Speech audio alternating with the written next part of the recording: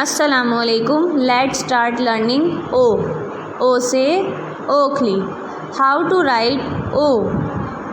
देखिए पहले हम बनाएंगे आ से आम। बिल्कुल इसी तरीके से बना रहे हैं। देखिए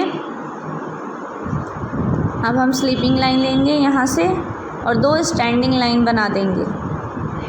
फर्स्ट स्टैंडिंग लाइन हमने बना दी, अब सेकंड बनाएंगे। ये देखिए सेकंड बनाने के बाद अब हम इसके ऊपर स्लीपिंग लाइन बना देंगे और इसके ऊपर एक कर्व बनाएंगे जिसको बोलते हैं मात्रा।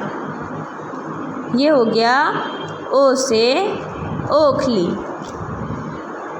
ओ से ओखली। मेरे साथ रिपीट करेंगे आप सभी। ओ से ओखली। ओ से ओखली। ओ से ओखली। Okay, let's start learning. आओ।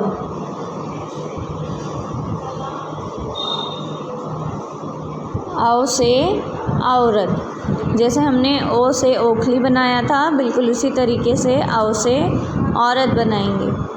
देखिए इस तरीके से ये स्टैंडिंग लाइन बनाई, एक और स्टैंडिंग लाइन हमने बनाई और फिर स्लीपिंग लाइन।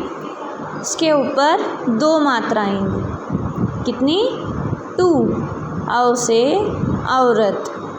औ से औरत। मेरे साथ रिपीट करिए आप सभी। औ से औरत। औ से औरत। औ से औरत।